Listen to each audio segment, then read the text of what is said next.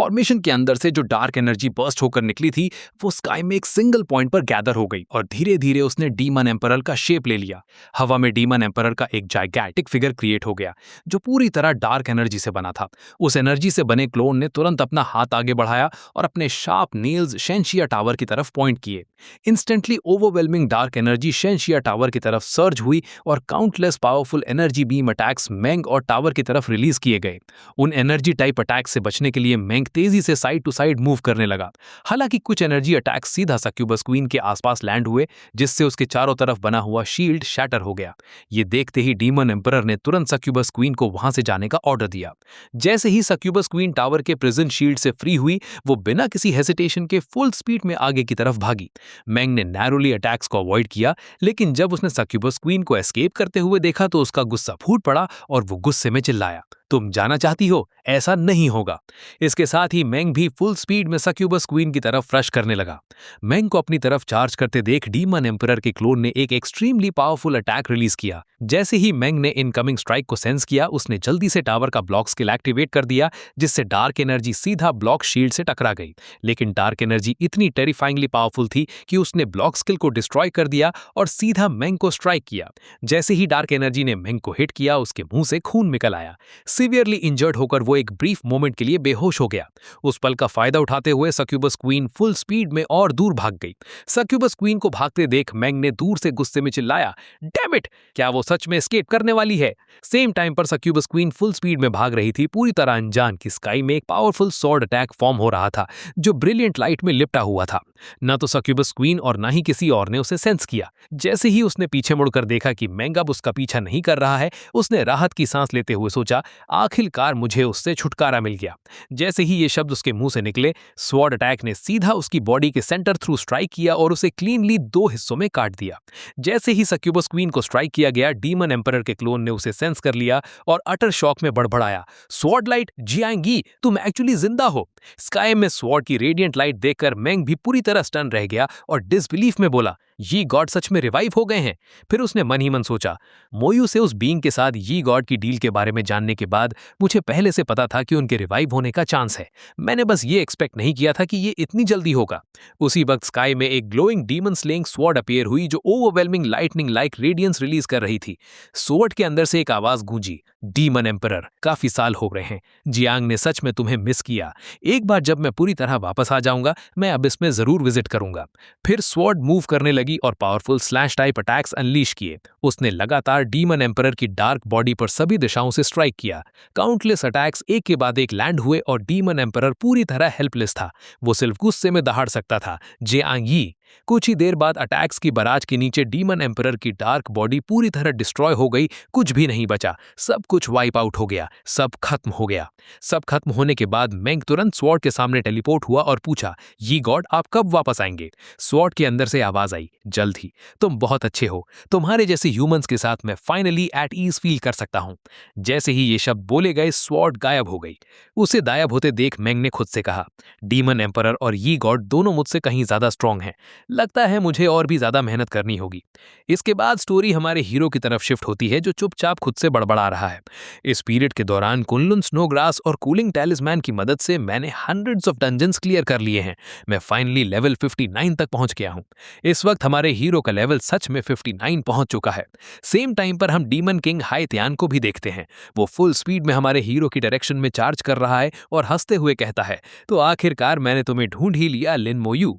Meanwhile हमारा hero snow mountain के through आगे बढ़ना जारी रखता है और अभी भी खुद से बात कर रहा है। एक बार जब मैं लेवल 60 पहुंच जाऊंगा मैं एक नया स्किल अवेकन कर पाऊंगा। पता नहीं लेवल 60 अवेकनिंग कैसा स्किल लाएगा। जैसे ही वो खुद से बात करते हुए आगे बढ़ता है अचानक एक powerful dark energy type attack incredible speed से उसकी तरफ रश करता है। एनर्जी के इनकमिंग सर्ज को सेंस करते हुए हमारा हीरो इंस्टेंटली अलर्ट हो जाता है। हालांकि अटैक इतना फास्ट है कि वो ठीक उसके बगल में क्रैश होता है और ओवरवेलमिंग प्रेशर उसे दूर फेंक देता है जैसे ही वो उसकी रेंज में आता है। है। अटैक के फोर्स के अगेंस्ट स्ट्रगल करते हुए और उसे घूरते हुए वो शॉक में कहता है, इतना पावरफुल अबिस आवरा, क्या ये कोई डीमन किंग है? वो तुरंत अपने स्केलेटन विंग्स एक्टिवेट करता है और अटैक की रेंज से खुद को थोड़ी दूर खींच लेता है। कुछ देर बाद अटैक का टेरिफाइंग प्रेशर फाइनली सेटल हो जाता है। जिस जगह वो लैंड हुआ था वहां एक मैसिव क्रेटर बन गया है और उस क्रेटर के अंदर से अभी भी अप्रेसिव प्रेशर फील किया जा सकता है। जब वो अटैक स्ट्राइक हुआ तो जो कोई भी आसपास था और उसकी रेंज में आया सब मारे गए थे। उनकी बेजान बॉडीज चारों तरफ बिखरी पड़ी थीं। उसी वक्त हाइतियान अचानक हमारे हीरो के सामने अपीयर होता है। उसे देखकर हमारे हीरो का एक्सप्रेशन एक्सट्रीमली सीरियस हो जाता है और वो कहता है, तुम्हारी हिम्मत कैसे हुई बिना परमिशन के ट्रेसपास करने की और मेरे फेलो ह्यूमंस को स्लॉटर करने की? ये कहते हुए वो मन ही मन सोचता है, टीचर करंटली सोल डेवरिंग बीस्ट के सीक्रेट रील्म को एक्सप्लोर कर रहे हैं, वो जल्दी नहीं आ पाएंगे, लगता है मुझे अकेले ही लड़ना होगा। उसी वक्त हाइतियान हमारे हीरो पर अटैक करने के लिए चार्ज करता है और हंसते हुए कहता है, लिन मोयू, वो सब तुम्हारी वजह से मरे। अपनी तरफ रश करते हुए कई एनर्जी टाइप अटैक्स को देखकर हमारा हीरो तुरंत प्राइमोरियल रियून के स्ट्रॉन्ग सोल्जर्स और गैदरिंग फोर्स स्किल्स को सेम टाइम पर एक्टिवेट करता है। स्किल्स एक्टिवेट करते हुए वो गुस्से में चिल्लाता है, क्या तुम यहां मौत मांगने आए हो? जैसे ही वो बोलना खत्म करता है वो अपना हाथ उठाता है और सोल फ्लेम स्किल एक्टिवेट करना शुरू कर देता है। जैसे ही हाइतियान हरारे हीरो को सोल फ्लेम एक्टिवेट करते हुए देखता है वो तुरंत अपना नेक्स्ट स्किल ट्रिगर करता है। सोल फ्लेम से डिफेंड करने के लिए वो soul body protection skill use करता है और हंसते हुए कहता है, क्या तुम्हें सच में लगता है कि वही सेम ट्रिक अभी भी काम करेगी? उसी टाइम पर हमारा हीरो सोल फ्लेम सीधा उसकी तरफ लॉन्च करता है। जैसे ही सोल फ्लेम हाइतियान तक पहुंचती है वो उसकी बॉडी को एनगल्फ करना शुरू कर देती है। कॉन्टैक्ट होते ही हाइतियान दर्द में चिल्लाता है और डिसबिलीफ का शाउट करता है, ये कैसे पॉसिबल है? तुम्हारा सोल अटैक पिछली बार से इतना स्ट्रॉन्ग क्यों है? हाइतियान दर्द से तड़पता है, यहां तक कि उसका सोल बॉडी प्रोटेक्शन भी उसे हमारे हीरो की सोल फ्लेम से प्रोटेक्ट करने में फेल हो रहा है। सेम टाइम पर हमारा hero bone prison skill activate करता है। हड्डी से बनी चेन्स एक्सटेंड होती हैं और हाइतियान के चारों तरफ कॉइल होकर उसे कैप्चर करने की कोशिश करती हैं।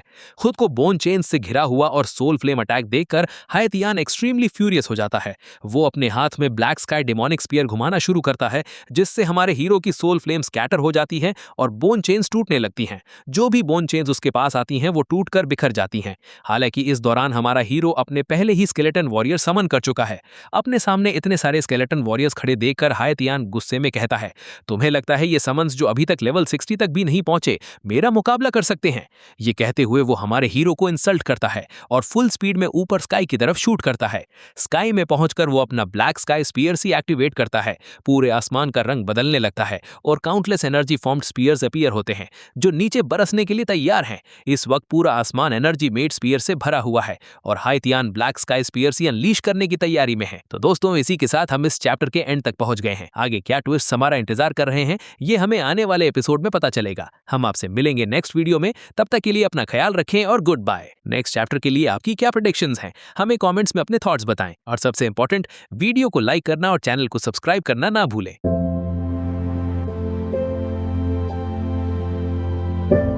जैसे ही हाइतियान आसमान में ऊपर जाता है वो तुरंत ब्लैक स्काई स्पीयर सी टेक्निक यूज करता है। एक पल में पूरा आसमान एनर्जी से बने काउंटलेस स्पीयर्स से घिर जाता है। बिना एक सेकंड वेस्ट किए हाइतियान उन एनर्जी स्पीयर्स को हमारे हीरो के स्केलेटन वॉरियर्स की तरफ छोड़ देता है।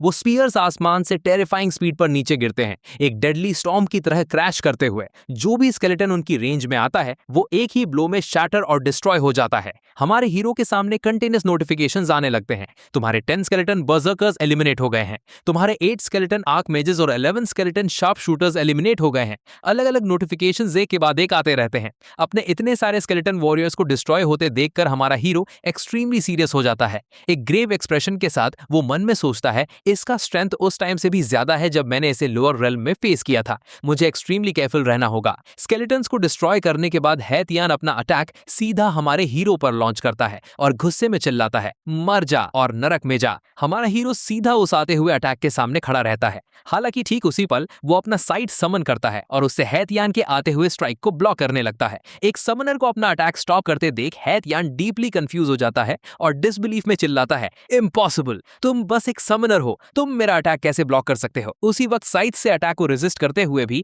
हमारा हीरो साइड को अपने हाथ से छोड़ देता है और बोन प्रिजन एक्टिवेट करता है, फुल स्पीड में हाइतियान की तरफ चार्ज करते हुए। वो एक पल में सीधा उड़कर हाइतियान के साइड में पहुंच जाता है। हाइतियान बस कंफ्यूजन में उसे घूरता रह जाता है जब अचानक बोन फॉर्ज्ड चेन्स बनती हैं और उसकी बॉडी के चारों तरफ कस के लिपट जाती हैं। उसकी पूरी बॉडी जल्दी ही चेन से रिस्ट्रेन हो जाती है। पैनिक करते हुए हैतियान डेस्परेटली स्ट्रगल करता है और दहाड़ता है, कमीने इस डीमन किंग को तुरंत छोड़ दे। लेकिन इससे पहले कि वो खुद को बोन प्रिजन से आजाद कर पाए, हमारा हीरो अपने इन्वेंट्री से पॉइजन गॉड्स ब्लड एसेंस निकालता है और उसे रिलीज कर देता है। तुरंत ही पॉइजनस गैस का एक वायलेंट वॉर्टेक्स पूरे एरिया में फैल जाता है। साथ ही साथ वो पॉइजन थंडर बीस्ट को भी समन करता है। पॉइजन गॉड्स ब्लड एसेंस पूरे बैटलफील्ड को लीडल पॉइजन से भर देता है। ये देखकर हैतियान एक्सट्रीमली अलार्म्ड हो जाता है और पैनिक में बड़बड़ाता है, वही टेरिफाइंग पॉइजन फिर से? तुम क्या प्लान कर रहे हो? इस दौरान पॉइजन थंडर बीस्ट अपना मुंह खोलता है और सराउंडिंग्स में मौजूद पॉइजन को एब्जॉर्ब करना शुरू कर देता है। हमारा हीरो दो स्किल्स एक साथ एक्टिवेट करता है, पॉइजन एब्जॉर्प्शन और extreme poison annihilation.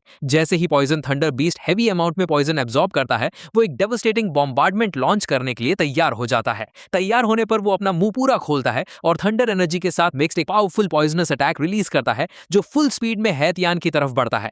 Poison attack को अपनी तरफ आते देख हैतियान बुरी तरह डर जाता है। वो बोन प्रिजन से निकलने के लिए डेस्परेटली स्ट्रगल करता है। उसी पल हमारा हीरो और करीब जाता है और उसके चारों तरफ बोन रिस्ट्रेन्स को और कस देता है। ये देखकर हैतियान, जो पसीने में भीगा हुआ है और डर से कांप रहा है, चिल्लाता है, पागल आदमी, क्या तुम मेरे साथ मरने का प्लान बना रहे हो? ये सुनकर हमारा हीरो इसे खंडी नजरों से देखता है और जवाब देता है, अगर मुझे तुम्हें मारना है तो यही एक रास्ता है। ये कहते हुए वो मन में सोचता है, ये extreme poison black sky demon king के खिलाफ इनक्रेडिबली इफेक्टिव है। अब तक पॉइजनस अटैक हैतियान तक पहुंच चुका होता है। ब्राइटली शाइन करते हुए वो पूरी ताकत से उसकी बॉडी से टकराता है और तुरंत असर दिखाना शुरू कर देता है। जैसे ही पॉइजन कांटेक्ट में आता है, हैतियान का मांस सड़ने और पिघलने लगता है और नीचे उसका स्केलेटन दिखने लगता है। हालांकि अटैक रुकता नहीं है, कंटिन्यूअस पॉइजन स्ट्राइक्स उसे बॉम्बार्ड करते रहते हैं। हमारा हीरो, जो बिल्कुल हैतियान के बगल में खड़ा है, पॉइजन से पूरी तरह अनअफेक्टेड रहता है। ये देखकर हैतियान शॉक में चिल्लाता है, क्या तुम्हें कुछ नहीं हुआ? ये इम्पॉसिबल है। ये सुनकर हमारा हीरो हंसता है और जवाब देता है, इसमें कुछ भी इम्पॉसिबल नहीं है, बस इस ग्रैंड पॉइजनस फीस्ट को एंजॉय करो जो मैंने स्पेशली तुम्हारे लिए प्रिपेयर किया है। फाइनल ब्लो देने के लिए वो extreme poison star explosion skill activate करता है। एक डेवास्टेटिंग पॉइजनस ब्लास्ट हैतियान के चारों तरफ डेटोनेट होता है और उसे पूरी तरह एनगल्फ कर लेता है और उसकी बॉडी को डिस्ट्रॉय करना शुरू कर देता है। जैसे ही उसकी बॉडी एनाहिलेट होती है, हैतियान डिसबिलीफ में चिल्लाता है, ये नहीं हो सकता, ये कैसे पॉसिबल है? कुछ ही मोमेंट्स में उसकी पूरी बॉडी पॉइजन के नीचे पिघल जाती है और पूरी तरह मिट जाती है। जिस पल हैतियान डिस्ट्रॉय होता है, एक पावरफुल लाइटनिंग बोल्ट हमारे हीरो पर गिरता है। जैसे ही लाइटनिंग स्ट्राइक करती है, एक लेवल अप नोटिफिकेशन हमारे सामने आता है जिसमें लिखा होता है कि उसने डीमन किंग के क्लोन को डिफीट कर दिया है और उसका लेवल बढ़ गया है। साथ ही उसका जनरल बैज भी लेवल अप हो जाता है। बैज लाइटनिंग के साथ ब्रिलियंटली शाइन करता है और उस पर 4 स्टार्स अपीयर होते हैं। हमारा हीरो अब एक 4 स्टार जनरल बन गया है। डीमन किंग के डिस्ट्रॉय होने के बाद बैटल फाइनली खत्म हो गई और पूरे एरिया में कंप्लीट शांति छा गई। हालांकि हमारे हीरो की नजर जल्द ही पास के लोगों पर पड़ती है जो बैटल के आफ्टर मैथ में फंस गए थे। जो लोग शॉक वेव से डायरेक्टली हिट हुए थे वो पहले ही मर चुके थे, जबकि कुछ और लोग सीवियरली इंजर्ड हो गए थे। ये सीन देखकर हमारा हीरो तुरंत गुस्से में आ जाता है और गुस्से से चिल्लाता है, ये सब इस डैम अबिस की वजह से मरे हैं। उसी वक्त हमारे हीरो को सेंस होता है कि कई लोग उसकी तरफ आ रहे हैं। वो मुड़ता है और देखता है कि बाय वहां खड़ा है जू क्लिंग लियू गॉडली थेरेपिस्ट के साथ।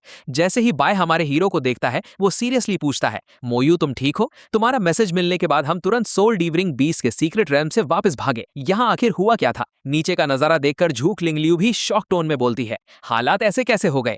जैसे ही वो बोलना खत्म करती है, वो तुरंत अपना वेपन समन करती है और पूरे एरिया में God level healing technique use करना शुरू कर देती है। जैसे ही हीलिंग टेक्निक एक्टिवेट होती है, एक पावरफुल हीलिंग लाइट आसमान से जमीन की तरफ नीचे आती है। जहां भी ये लाइट घायलों पर पड़ती है, वो तुरंत रिकवर होने लगते हैं। ये गॉड लेवल हीलिंग टेक्निक इतनी पावरफुल है कि जिनके लिम्स डिस्ट्रॉय हो चुके थे, वो भी रीजेनरेट और रीबॉर्न होने लगते हैं। ये देखकर बहुत से लोग अचानक हैरान रह जाते हैं। उसी पल बाय हमारे हीरो के पास चलता है और कहता है, हीलिंग उस पर छोड़ दो। फिर वो दोबारा पूछता है, आखिर क्या हुआ था? ये सुनकर हमारा हीरो सब कुछ डिटेल में एक्सप्लेन करने लगता है कि अबिस से ब्लैक स्काई डीमन किंग ने मुझे मारने के लिए एक गॉड लेवल क्लोन भेजा था। बैटल का असर आखिरकार कुनलुन पर पड़ा।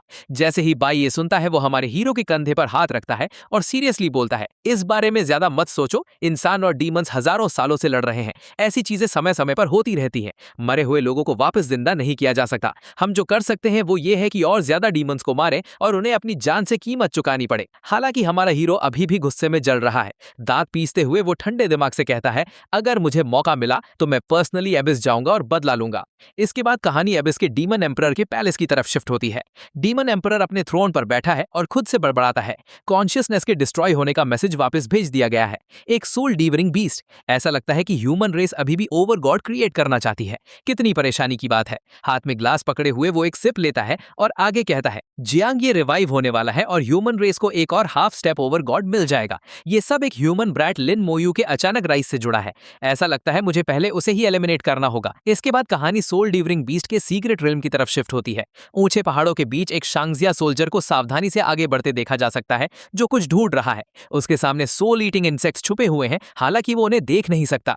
जैसे ही एक सोल ईटिंग इंसेक्ट उसके पास पहुंचता है, वो सीधा उसकी गर्दन पर काट लेता है। जैसे ही वो काटता है, उसका शरीर ठंड से बुरी तरह कांपने लगता है और उसका शरीर जल्दी ही पसीने में भीग जाता है।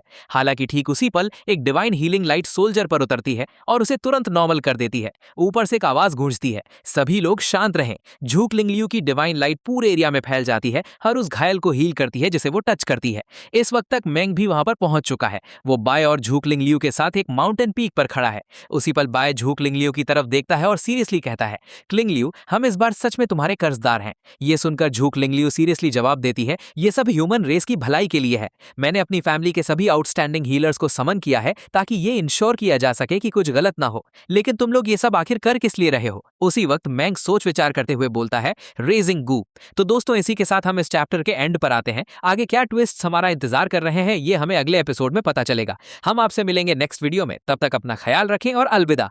नेक्स्ट चैप्टर के लिए आपकी क्या प्रेडिक्शन है, कमेंट्स में हमें अपने थॉट्स बताएं और सबसे इंपॉर्टेंट, वीडियो को लाइक करना और चैनल को सब्सक्राइब करना ना भूलें।